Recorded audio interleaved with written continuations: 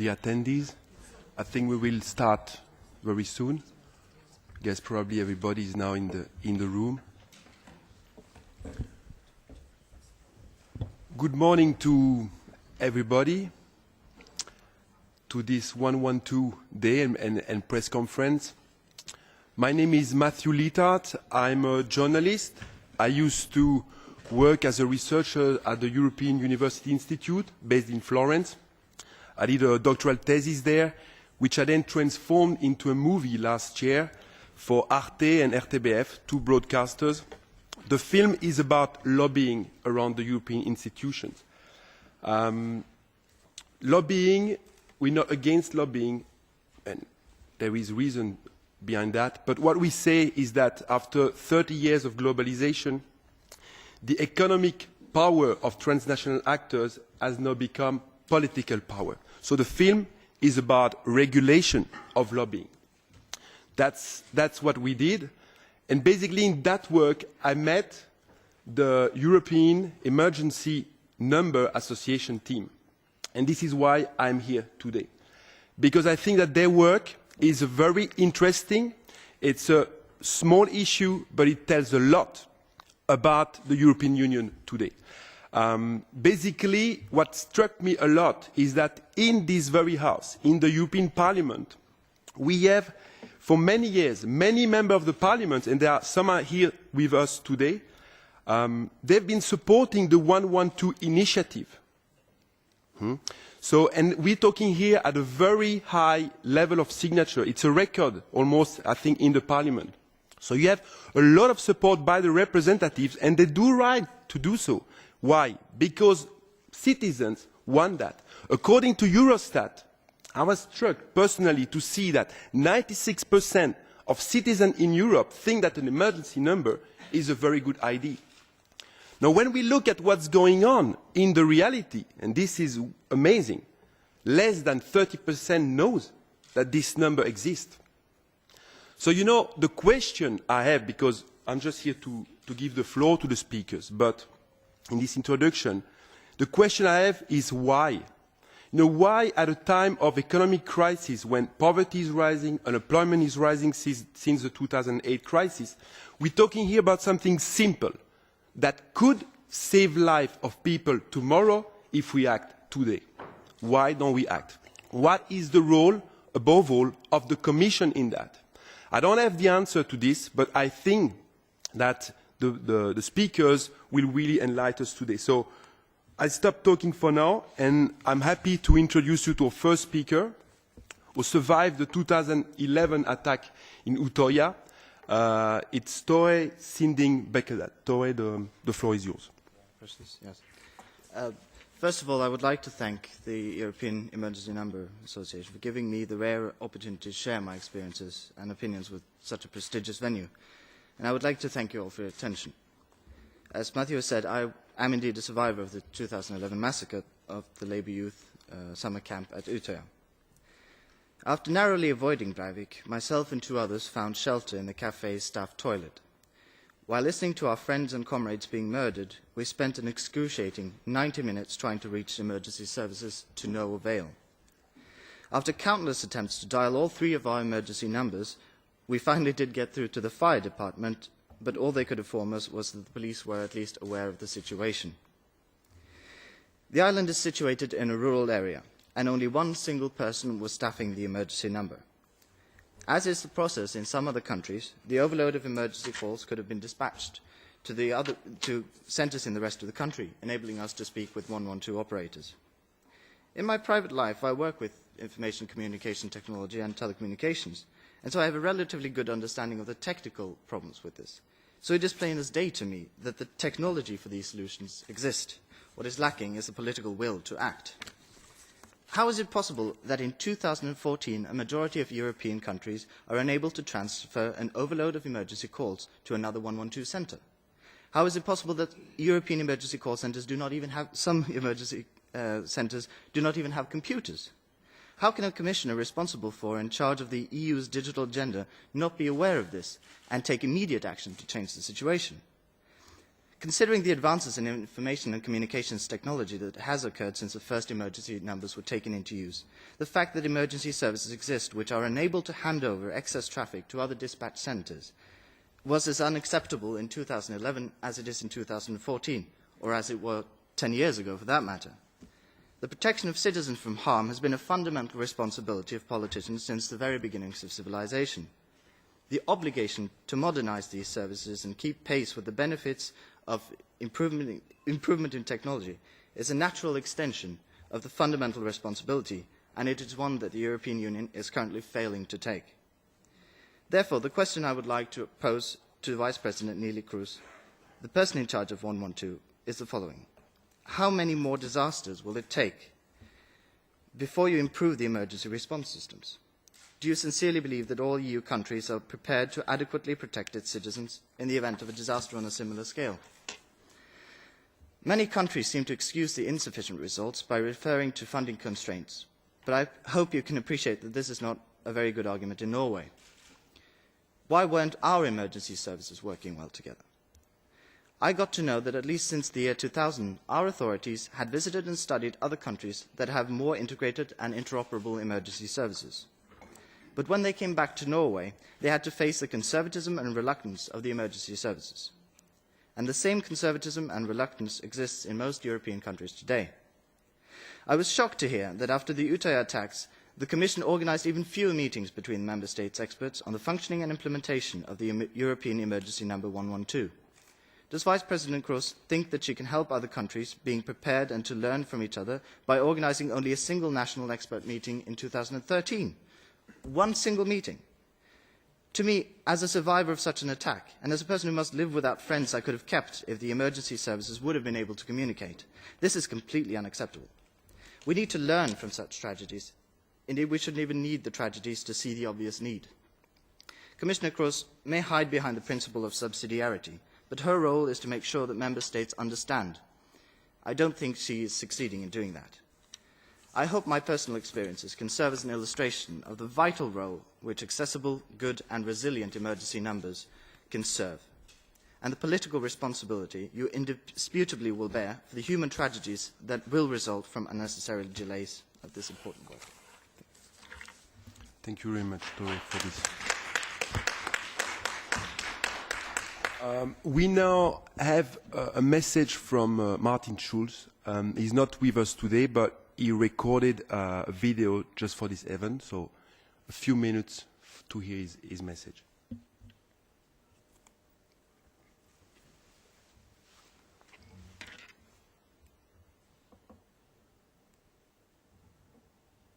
Sehr geehrte Damen und Herren, der freie Personenverkehr ist ein Grundpfeiler der Europäischen Union. Wir haben die Grenzkontrollen abgeschafft und den europäischen Bürgern umfangreiche Rechte gegeben, damit sie die Möglichkeit haben, in allen 28 Mitgliedstaaten zu studieren, zu arbeiten, Urlaub zu machen oder nach ihrer Pensionierung zu leben. Was passiert aber, wenn etwas schief geht? Wenn Menschen im europäischen Ausland einen Autounfall haben oder wenn ihr Haus brennt? Können wir wirklich erwarten, dass sich die EU-Bürgerinnen und Bürger an die Fülle von Notrufnummern erinnern, die es in unseren Mitgliedstaaten I guess it's the Commission dealing with the volume. So maybe we will try again. VLC, it's much better.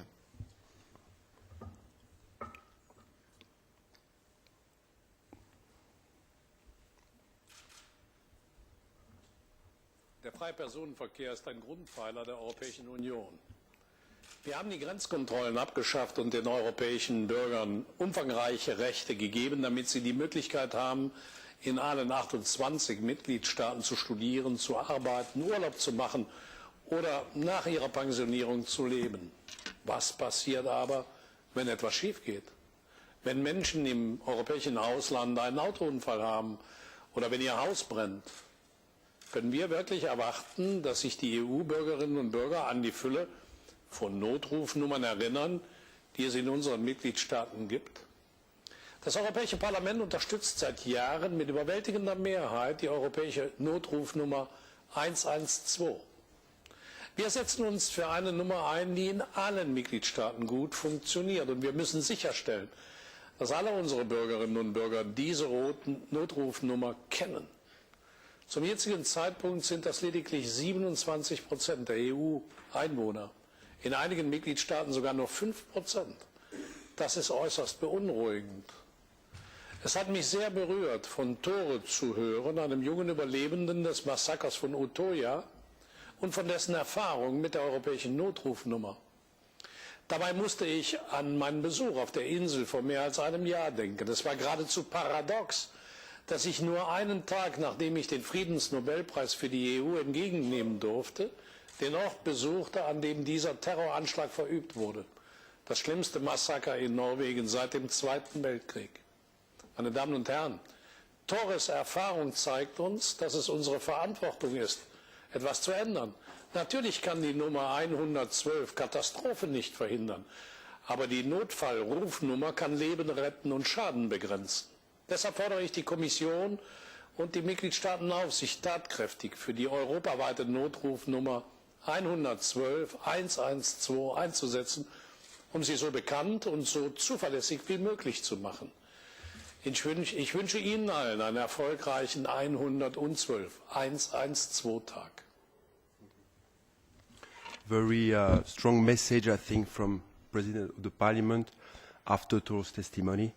We're now moving to another testimony by Arturas Kelavicius, former head of the 112 Emergency Call Center organization in Lithuania.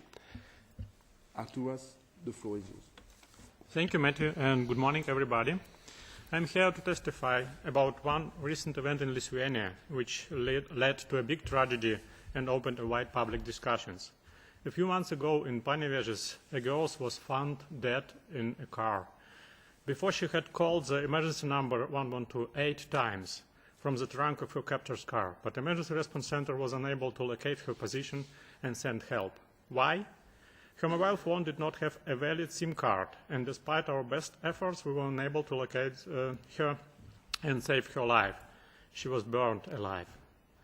For years, myself and many other heads of 112 emergency services in Europe have been asking the European Commission to oblige mobile network operators to provide us with accurate caller location information for emergency calls. However, I am afraid to say that the Commission has done nothing to solve this problem. Currently, caller location information from mobile phones is not near accurate enough, often providing accuracy level of several hundreds of meters, and often several kilometers in rural areas. Presently, the Commission doesn't even oblige access to 112 from mobile phones without an active SIM card. In our case, in Lithuania, we accept emergency calls from these phones without SIM cards because we believe it could possibly be an emergency call, and it was an emergency call in this case I mentioned. However, in many other countries, the girl could not even have reached the emergency services because SIM card-less emergency calls are not permitted.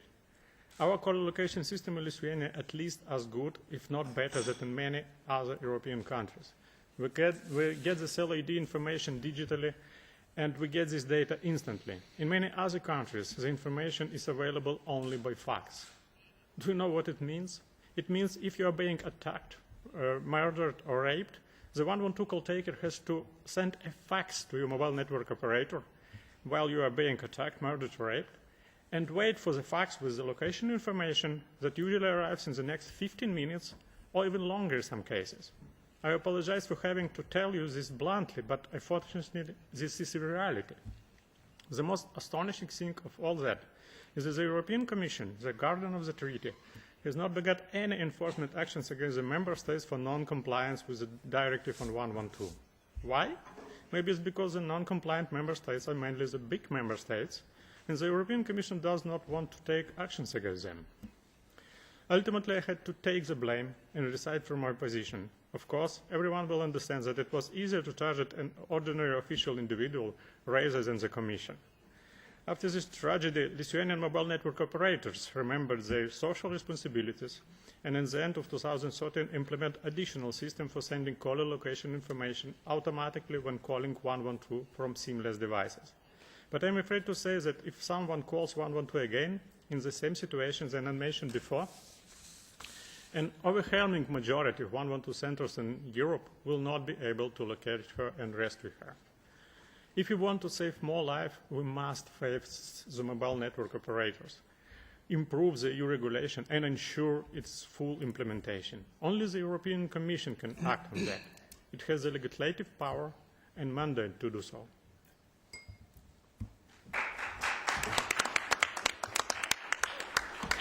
Thank you very much, Arturas, for this testimony. I think it's a very interesting case that you mentioned. I'm now going to give the floor to two members of the Parliament who are with us today. And the first one is Ms. Valén.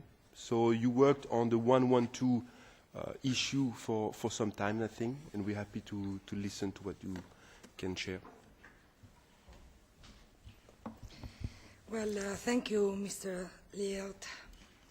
Since I was elected in 2007, I have been aware of the importance of the work that had to be done at European level to make the 112 emergency number efficient and functioning throughout Europe.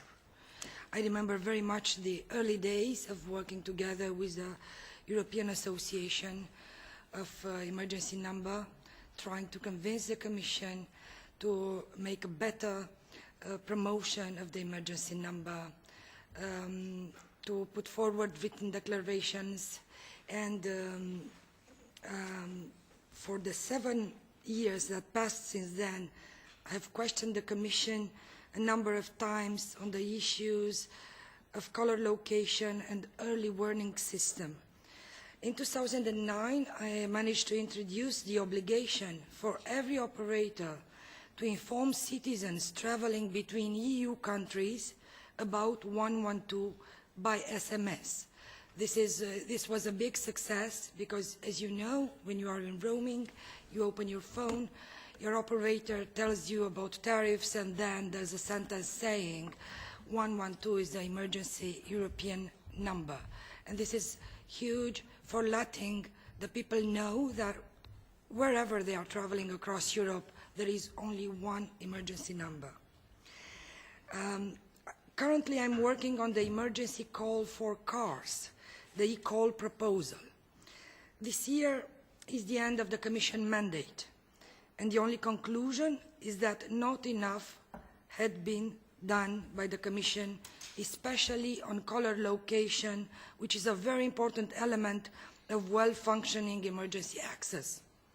It was illustrated by the tragedy that took place in my country, Romania, where a plane carrying 6 doctors crashed in the mountains on their way to collect organs for transplant.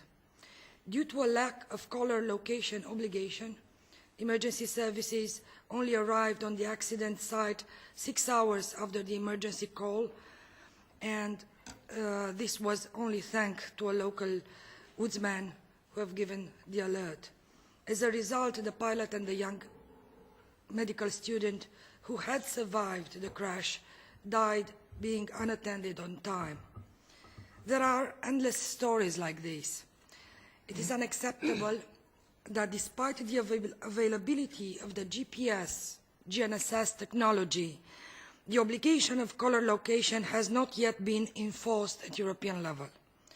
Last year, I tabled an amendment in Industry Committee on my report on e-call, the e-call proposal, which would deploy the e-call in all cars by 2015. This system will automatically call emergency services in case of a crash and will be located by GPS chip. While this is a very welcome step forward, e-call will represent only 1.7% of the annual number of emergency calls in the EU. And as the technology is available, why do we not use it? My amendment to e-call required to extend the caller location obligation to mobile terminals. The smartphones which have GPS location possibility would represent already at European level a very good start for having a better caller location through the GPS coordinates. I believe that all citizens, and not only those who are equipped with e-calls in their vehicles, can benefit from the already widely deployed GNSS location technologies. We need to support the impulsion and the drive of the Commission on this. I call now on Commissioner Kroes to enforce an accurate and reliable caller location of a 112 call initiated from mobile terminals without delay. As required by the Universal Service Directive published in 2009, we are requiring the European Commission, in cooperation with the national regulators, with BEREC, to publish accuracy and reliability targets as well as technical implementing measures. In addition, I must tell you the cost of implementation of caller location obligation are now much lower than they were 10 years ago. We are talking at European level about 250 million euros for all operators in all member states, and this is one-off investment. And if we can compare with the figures of 3,200,000 minutes of delay in responding because of the lack of accuracy in caller location, which would estimate to 4 billion euros lost at European level, then we would understand that these 250 millions are a real very good investment. It will only mean 50 cents for each customer of the telecom operators. And I must say, all the telecom operators I've been talking to, they said, for us it's not that difficult.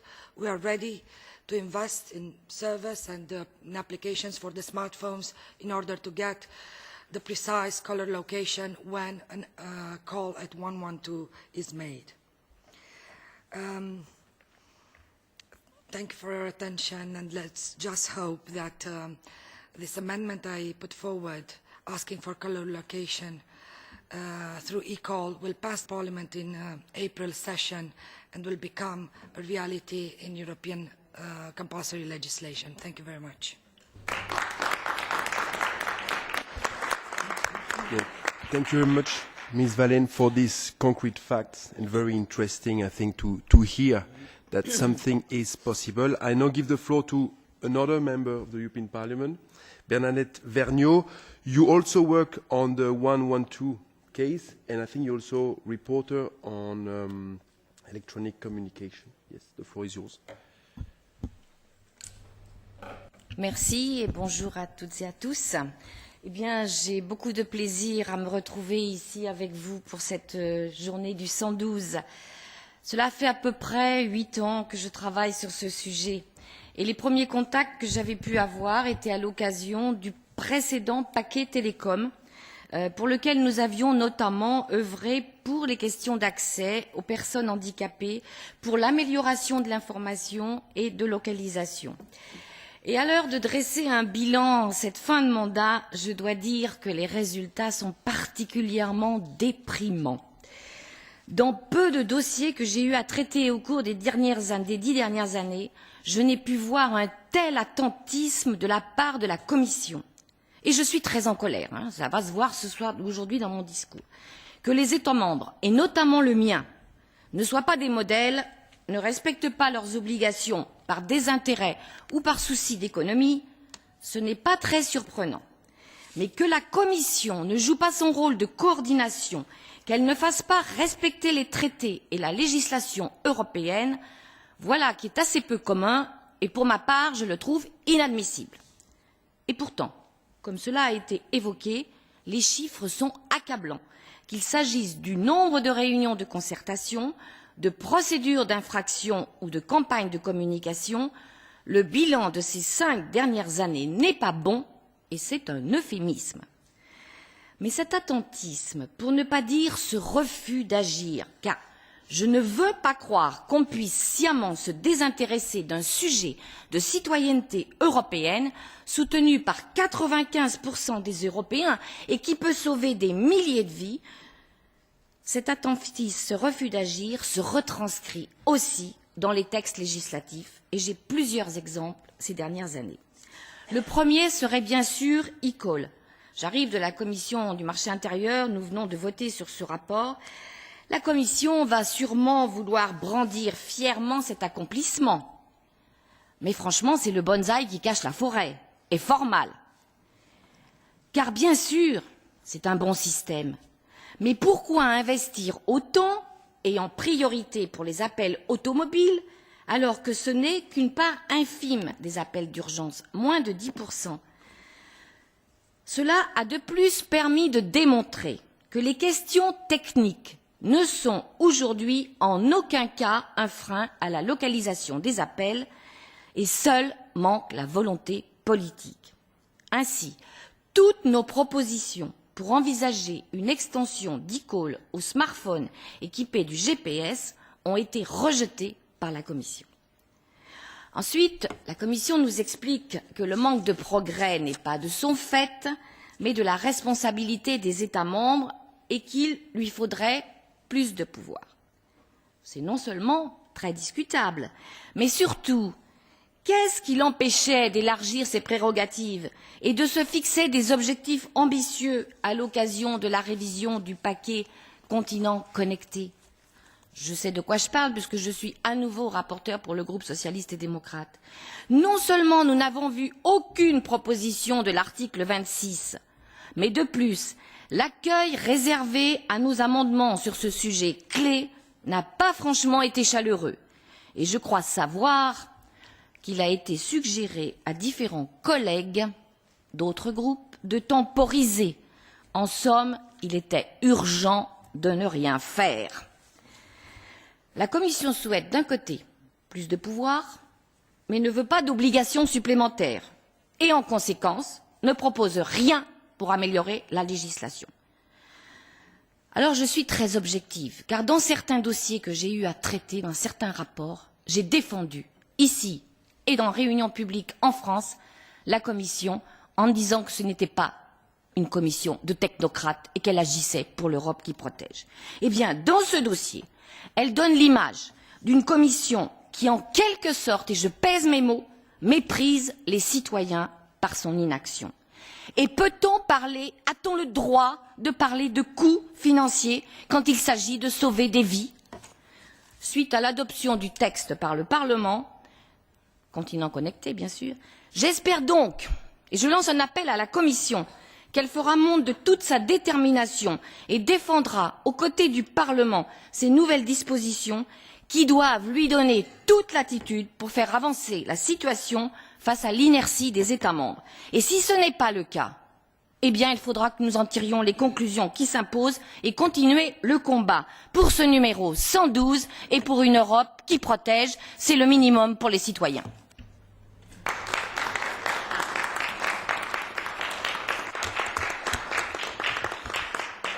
Merci beaucoup pour ce discours enflammé. I think we need definitely people like this, and in order to make sure things go forward. I'm now introducing you to the last speaker of today, Dimitri Piros. Amazing story behind this person, who is also the chairman of ENA's advisory board. Dimitri, the floor is yours. Thank you, Mathieu. Ladies and gentlemen, as you heard, the name is Dimitri Piros. I'm an emergency pre-hospital doctor working for the ambulance service in Greece. I've been doing aeromedical evacuations in Greece for the last 20 years. As a matter of fact, I just returned from Kefalonia Island that was stricken by the earthquake, thank God, with no loss of life. To tell you the truth, I was hoping that today we would be celebrating the 112 Day, not with two ladies, but with three ladies present. And I was hoping that Vice President Cruz would organize this event and not organize a competing event going forward on this 11th of February, the 112 Day. I'm also not happy with the lack of consideration for the European emergency number by the European Commission and by the member states. How is it possible that a topic that affects European citizens every single day and which has been so widely supported by the same European citizens and their elected members of the European Parliament, as you just heard, has not improved at all? We have to really ask ourselves who takes the decision to slow things down. In my view, Vice President Cruz's actions with regard to 112 can easily be summed up by asking the following rhetoric questions. Did she improve awareness on 112? No. Did she ensure that the emergency services get accurate and meaningful caller location information? No. Did she ensure that 112 is accessible to people with disabilities? No. Did she act as guardian of the treaty and ensure the full application of EU law? As we heard by the other MEPs present, no. There are some additional disturbing facts that the people of Europe should be aware of. Vice President Cruz decided to invest 8 million euros on the eCall project. You just heard the automatic emergency calls from vehicles initiative, including GPS location information, which corresponds to 1.7% of the total number of emergency calls. Not that I or anybody here has anything against the eCall project. Don't get me wrong. But what happened to the next 98.3% of emergency calls? She has invested not even half on the figure that you heard of the 8 million. Now, I'm really sorry to say, but there is a joke going on among emergency dispatchers. And the joke is that come 2015, if you want to have accurate location, if somebody calls you and says, you know, I'm in an emergency, maybe you should ask them to go back in their car, go crash the car, and then try to find emergency location from the eCall service. Now, I know that sounds like a joke, but trust me, it is not a joke. It's a very serious situation.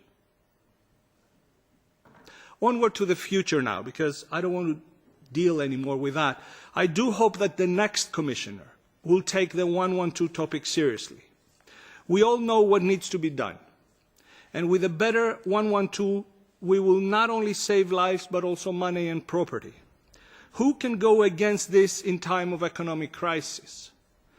And coming from Greece, I know a thing or two about economic crisis, trust me.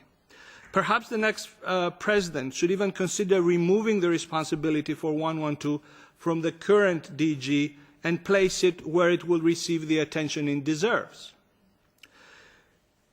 The example given by Madam Valen is clear. Can our society afford to lose their best emergency doctors because someone decided not to regulate the obvious? Can Vice President Cruz justify it to the Romanian people? Again, since my hopes and expectations are very low concerning the current commissioner, I would like to address a message to the future commissioner in charge of 112. It is time to act for our citizens' safety. We cannot afford another response like the Otoya response that we just heard this morning. We cannot let European citizens, we cannot let emergency doctors die while we could save them. Let me conclude by suggesting 4 steps we can quickly take to improve the 112 service. A, make sure that countries learn from each other's experience. At least more than 1 meeting per year, please, if that's not too much to ask. Effective regulation of caller location information. Immediate launch of an awareness campaign of 112 that is going to be meaningful and take results. Finally, take appropriate action against the member states that are not compliant with EU law. Thank you very much for your attention.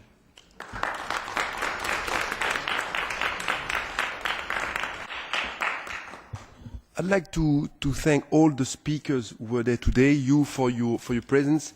I've just been told by the translators that we now over time, so we won't take questions like this now, but of course we are around, and feel free to ask questions to any of the speakers or people from ENA if you have questions. Thank you very much for your attendance, and have a good 1-1 today.